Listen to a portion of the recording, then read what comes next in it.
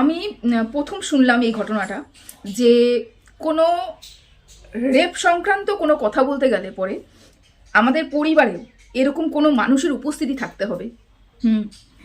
মনে করো যে আমি একটা কন্টেন্ট পেয়েছি বা বলতে পারো আমার ইচ্ছে হয়েছে আমি ধর্ষণ নিয়ে কথা বলবো, তাহলে আমাকে প্রশ্ন করা হবে বাড়িতে কি তোমার ধর্ষিতা এরকম কেউ রয়েছে বা ধর্ষণ করেছে এরকম কেউ রয়েছে, এই প্রশ্নটা আমার উপরে করা হবে। যদি নারী নির্যাতন নিয়ে আমি কথা বলি তাহলে আমাকে কোন প্রশ্নের সম্মুখীন হতে হবে যে তোমাদের বাড়িতে কি তুমি নারী নির্যাতনের কবলে পড়েছো কি, বা তোমাদের পরিবারে এরকম কেউ নারী নির্যাতনের কবলে পড়েছে কি যার জন্য তুমি এত সুন্দর করে জানতে পারলে, বুঝতে পারলে, বলতে পারলে।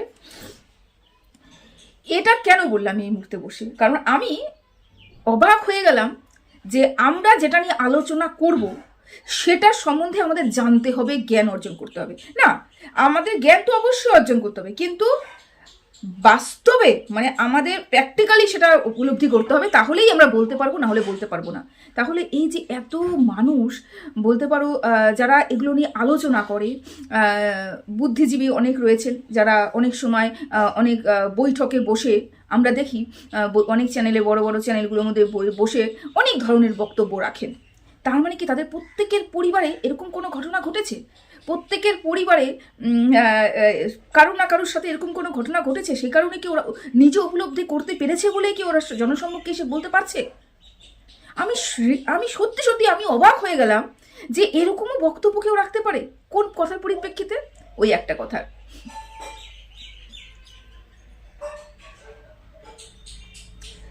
এটা কমেন্ট আসলো সেটা দেখলাম আর কি, কিছু মনে করো না। আচ্ছা, যাই হোক, আমি কোন কথার পরিপ্রেক্ষিতে এটা বললাম বলো তো? গতকালকে সু যেটা ভিডিওটা করেছে, সুয়ের ওই ভিডিওর মধ্যে মারিয়াকে নিয়ে কথা বলার মধ্যে একটা কথা ইনক্লুড করেছে যে কোনো কথার পরিপ্রেক্ষিতে এই কথাটা বলেছে যে অনেক পুরুষ মানুষ যখন গর্ভাবস্থায় মহিলারা থাকে, মানে স্ত্রী গর্ভাবস্থায় থাকে, তখন অনেক পুরুষ মানুষই বিপথে চলে যায়। বুঝতেই পারছো কি বলতে চাইছি? মানে যখনই স্ত্রী গর্ভাবস্থা থাকবে তখন হচ্ছে অনেক পুরুষ মানুষ কিন্তু অন্য মহিলার কবলে পড়ে বা বলতে পারো অন্য মহিলার আসক্ত হয়, এটা সু বলার চেষ্টা করেছে। এই কথার পরিপ্রেক্ষিতে সুকে প্রশ্ন করা হয়েছে সেই কারণে কি তুই সন্তান নিতে চাসনি?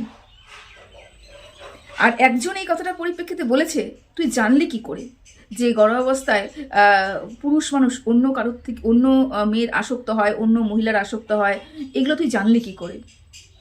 এগুলো শুনে তোমার অবাক লাগছে না? যেখানে সু তার রিপোর্ট পর্যন্ত দেখিয়ে দিয়েছে এবং বলেছে যখন যা হবে তখন তাই হবে, যা কপালে আছে তাই হবে। আমরা যখন সমস্তটা জানি যে সে কী কী ট্রিটমেন্ট করেছে, কী পরিস্থিতির মধ্যে দিয়ে গেছে, কী অবস্থায় আছে না আছে সব জানি, তারপরেও এই প্রশ্নটা আসে যে তোর স্বামী অন্য কোনো মহিলার আসক্ত হবে বলেই তুই মা হতে চাসনি। বা এই কথাটা উঠে আসতে পারে যে তুই কিভাবে বুঝলি একটা মেয়ে প্রেগনেন্ট হলে পরে, একটা মহিলা যদি প্রেগনেন্ট হয় সেই মহিলাটার হাজবেন্ড অন্য মহিলার আসক্ত হয়, তার মানে কি তোদের পরিবারে এরকম কোনো ঘটনা ঘটেছে?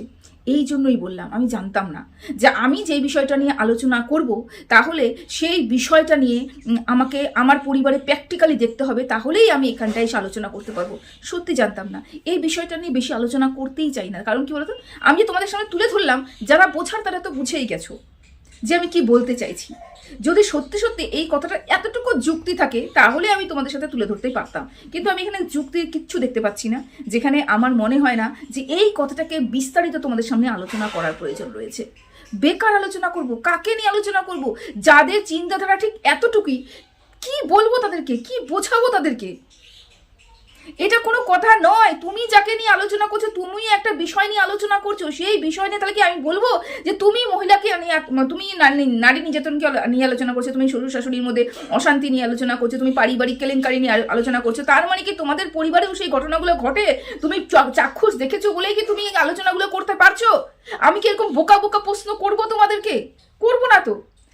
আমি জাস্ট তুলে ধরলাম মানুষের চিন্তাধারা, আমি জাস্ট তুলে ধরলাম যে একটা মানুষকে নিচু করতে হবে বলে কতটা নিচু করা যায় ওর কথার মধ্যে দিয়ে নিজের বোকামির পরিচয়টা মানুষ দিচ্ছে যে সে কতটা বোকা, যে এই ধরনের বক্তব্যগুলো রাখছে, যেখানে আমরা জানি যে কোন কোন জায়গায় গেছে, কোন কোন ট্রিটমেন্ট করেছে, কোন কোন ইয়ে করেছে না করেছে। আর একটা বাস্তব কথা, একটা মহিলা, একটা পুরুষ, মানে যারা উঠবি, আমি তো আশা রাখছি তারা মা হোক, মা এবং বাবা হোক, আমি তো কমপক্ষে ঠাকুরের কাছে প্রার্থনা করি, আশা রাখছি তারা চেষ্টা করেনি, এটা তো হতে পারে না। তারা আপ্রাণ চেষ্টা করেছে, হয়নি সেটা ঠাকুর জবে দেবে সেটা ছেড়ে দিয়েছে। আমরা এটা বলতে পারি না যে তুই তার জন্য চেষ্টা করিসনি, যেখানে আমরা সব জানি, যেখানে ওর সব কিছু খোলা পাতার মতন ও সব কিছু বলে দিয়েছে, তারপরেও আমরা এই কথাটা বলতে পারি। তার মানে কি? তার মানে আমাদের চিন্তাধারাটাই খারাপ, তার মানে আমাদের দৃষ্টিভঙ্গিটাই খারাপ। তার মানে আমি বলতে পারি যে শুধুমাত্র ওকে ছোট করব বলেই আমি এই বোকা বোকা কথাগুলো বললাম। বুঝতে পেরেছো কি বলতে চাইছি? বললাম না এই বিষয়টা নিয়ে আর বেশি আলোচনা করবো না, 6 মিনিট হয়ে গেল এটা নিয়ে আলোচনা করতে করতে। যাই হোক, এতটুকুই বলার ছিল। এই বিষয়টা নিয়ে বেশ বোকা বোকা কথা মনে হলো আমার, সেই জন্য খুব বোকা বোকা মনে হলো সেই কথাগুলো, সেই জন্য তোমাদেরকে বলতে বসলাম যে এত বোকা বোকা কথাও কেউ বলতে পারে। যাই হোক, তো চলো এরপরে নেক্সট টপিকে চলে আসি। সেটা হচ্ছে বমি কাচানো। হ্যাঁ, গতকালকে আমাদের মারিয়ার সম্বন্ধে যখন বলতে বসেছিল, তখন মারিয়ার বাচ্চার প্রতি ভালোবাসা মারিয়া বলেছে। হ্যাঁ, বাচ্চাটাকে নিয়ে এসেছিল, বাচ্চাটাকে ভালোভাবে রেখেছিল, বাচ্চাটাকে খাওয়া দাওয়াও করিয়েছিল, সেটা কিন্তু ব্যাপার নয়। মানে হয় না যে আমি আদর করি বলে এতটাই আদর করি, ভালোবাসি মানে এতটাই ভালোবাসি যে আমি জানি না যে কখন কোন জিনিসটা খাওয়ানো উচিত, খাওয়ানো উচিত নয়। যেমন খালি পেটে হরলিক্সটা আমি মনে করি বিশেষভাবে, কেন আমার চাক্ষুষ দেখা, সেই কারণেই বলতে পারছি এটা, যে খালি পেটে হরলিক্স খেলে গ্যাস হবেই হবে। এবং দীর্ঘদিন বাচ্চাটাকে খালি পেটে ঘুমের থেকে উঠিয়ে হরলিক্স খাইয়ে দিল। যারা জন্মগতভাবে এগুলো খেয়ে অভ্যস্ত, তাদের কোনো ব্যাপার নয়, কিন্তু যারা হঠাৎই খাচ্ছে না, তারা ওই খালি পেটে খেলে পরে কিন্তু তাদের গ্যাসের সমস্যাটা হবে। সেই কারণেই বলছি যে মারু এই কাজটা করেছে এবং তার জন্য গ্যাসের সমস্যা হচ্ছে। দেখো, আমি সেটার জন্য মারুকে দোষারোপ করছি না। গ্যাসের সমস্যা বাচ্চাদের অনেক খাওয়া দাওয়ার অনিয়মে হতে পারে, অনেক কিছুর জন্য হতে পারে, যখন যা ইচ্ছে তখন খাবার জন্য হতে পারে। বাচ্চাটাও যেটাই ভালো লাগছে নিয়ে খেয়ে নিচ্ছে, যেটাই ভালো লাগছে নিয়ে খেয়ে নিচ্ছে। আমাদের দৃষ্টি রাখতে হবে বাচ্চাটাকে কতটুকু দেওয়া যাবে, কতটুকু দেওয়া যাবে না। সেখানে কিছু খামতি তো আমরা দেখতেই পেয়েছিলাম, সেটা নিয়ে আমি ভিডিও করেছিলাম। তো যাই হোক, সেই পরিপ্রেক্ষিতেই গতকাল বলেছে যে কতটুকু বাচ্চা ভালোবাসি সেটা তো আমরা জানি। কেন, কাকু কাকিমা নিয়ে অনেক লেকচার আমাদের মারু দিয়ে দিয়েছে। মারু কি বলেছে, আমরা যতটুকু কাকু কাকিমার দায়িত্ব কর্তব্য করা ততটুকু আমি করছি, কিন্তু আমরা কোনোদিনও পাইনি। কাকু কাকিমা হয়েছে মাত্র 6 মাস হয়েছে, তার মধ্যে ওর দায়িত্ব পূর্ণ হয়ে গেল। 1 বছর 5 বছর 2 বছর, মানে 1 বছর 2 বছর 5 বছর 10 বছর যাক, তারপরে না হলে আমরা বলবো যে দায়িত্ব কতটুকু ওরা পালন করেছে, তাই না? মাত্র 6 মাসে নতুন নতুন সবকিছুই ভালো লাগে। মানে বিবাহিত জীবনও প্রথম 1 বছর ভালো লাগে, তারপরে কিন্তু সবই মাটি হয়ে যায়, এরকম ব্যাপার।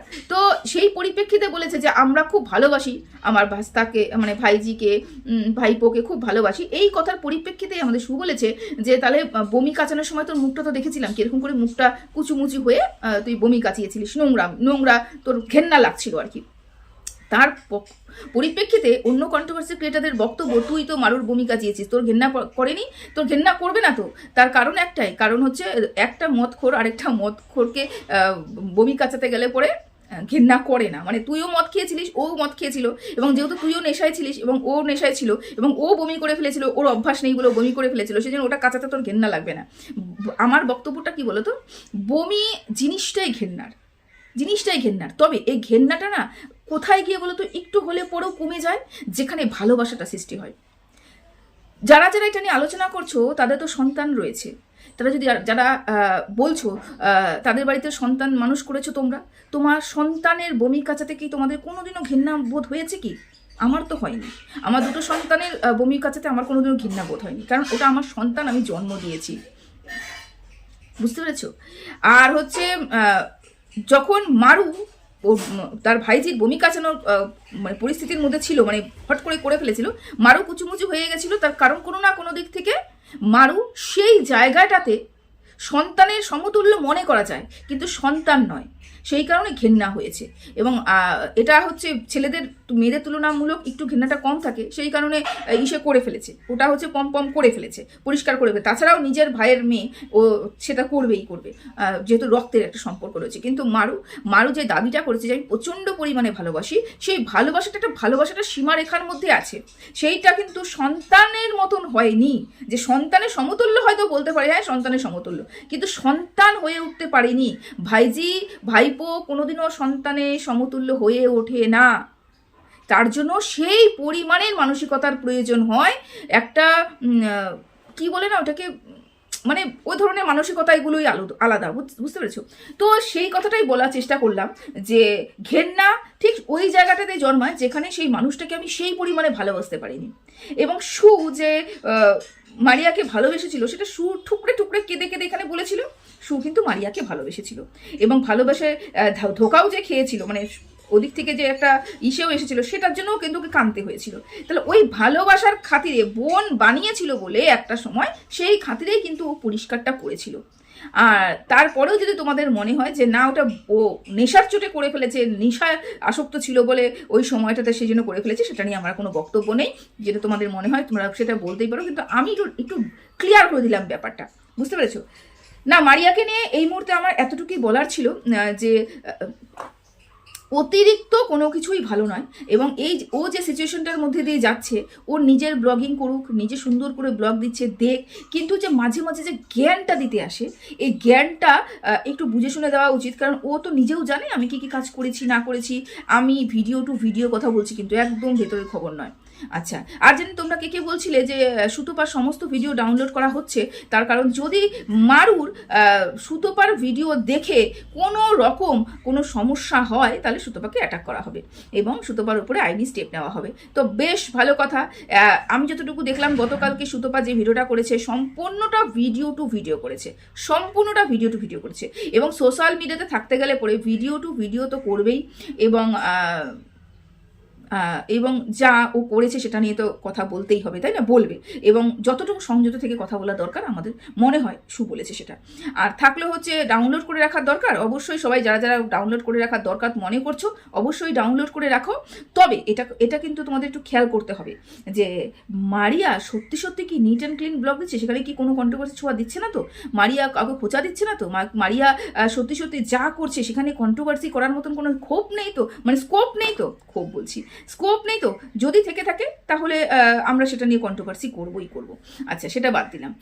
অবশ্যই মারিয়া যে জায়গাটা ভালো দেখেছি সেটা নিয়ে বলেছি, যেটা নিয়ে খারাপ দেখছি সেটা নিয়ে বলবো, এবং যেটা নিয়ে আবার ভালো দেখবো সেটা নিয়ে অবশ্যই বলবো। যেমন মারিয়ার প্রতি তার হাজব্যান্ডের কেয়ার, অবশ্যই একদম তুলনা করা যায় না। এরকম হাজব্যান্ডের অনেক তো স্ত্রী আছে যারা ইনকাম করে, কই সেরকম হাজব্যান্ডের কেয়ার তো পায় না। অনেক ক্ষেত্রেই আমরা দেখেছি যে স্ত্রী ইনকাম করে সংসার চালাচ্ছে, তারপরেও সেই স্ত্রীর সেই পরিমাণে প্রাধান্য পাচ্ছে না, বা প্রতিনিয়ত ব্যস্ততার মধ্যে তার জীবন যাচ্ছে, একটু রেস্টও পাচ্ছে না। আর হাজব্যান্ডের কেয়ার তো দূরেই থাক, হাজবেন্ড তো দূরেই থাক, পরিবারের মানুষ ওকে জল খেতে বলছে না, তাও সে সংসার করে যাচ্ছে, তাও সে বাইরের জগৎটাও সামলে যাচ্ছে, সংসারটাও চালিয়ে যাচ্ছে। এরকম অনেক অনেক অনেক মানুষ আমরা দেখেছি, অনেক পরিবার এরকম দেখেছি, সমাজে এরকম পুড়ে রয়েছে, ঠিক আছে? তো সেই ক্ষেত্রে মারিয়া অনেকটা বেটার রয়েছে, অনেকটা না বেশ ভালো রয়েছে, এবং স্বামীর ভালোবাসা পাচ্ছে, খুব কেয়ার পাচ্ছে, সুখে আছে, ভালো মতন খাওয়া দাওয়া করে যা চাচ্ছে তাই পাচ্ছে। এখান থেকে কন্ট্রোভার্সি করার কিছু নেই তো, কারণ স্বামী ওকে ভালোবাসছে, স্বামী ওকে ভালোবাসা দিচ্ছে, এখানে আর বলার কিছু নেই। তবে একটা কথা বলি, যে মাঝে মাঝে এসে আমাদের পম্পম একটুখানি বলে যায় না, মানে ওখানেই কন্ট্রোভার্সি সৃষ্টি হয়। যতবার দেখেছি পম্পম একটু বেশি লেকচার মারে, পম্পম যখনই মুখ খোলে তখনই কন্ট্রোভার্সি সৃষ্টি হয়, যখনই মুখ খোলে মানে ওনা একটু বড় কিছু ভেবে বসেছে, ওই বড় কিছু ভাবতে ভাবতে এমন মানুষকে নিচু করে ফেলে, সেখানেই কন্ট্রোভার্সি সৃষ্টি হয়, বুঝতে পেরেছো? তো যাই হোক, এতটুকুই বলার ছিল ওই গতকালকের ভিডিও নিয়ে। এরপরে আর কিছু বলবো, আমার ম্যান্ডিকে নিয়ে কিছু বলার ছিল। না থাক, ম্যান্ডিকে নিয়ে আমি পরের ভিডিওতে বলবো, তার কারণ হচ্ছে এখানে অনেকটা বড় হয়ে গেছে, 15 মিনিট হয়ে গেছে। আমার মনে হয় না যে এরপরে আর ম্যান্ডিকে নিয়ে কিছু বললে পরে তোমাদের ওতে ইন্টারেস্ট আসবে আর কি। ঠিক আছে, চলো রাখলাম, সবাই ভালো থেকো, সুস্থ থেকো। ম্যান্ডিকে নিয়ে আমি ভিডিও কিছু করবো। সোমনাথের কথাগুলো আমি শুনলাম, খুব খারাপ লাগলো, এটা নিয়ে আমার কিছু বক্তব্য রয়েছে। চলো এটা নিয়ে পরের ভিডিওতে আসবো, ঠিক আছে? ততক্ষণের জন্য টাটা।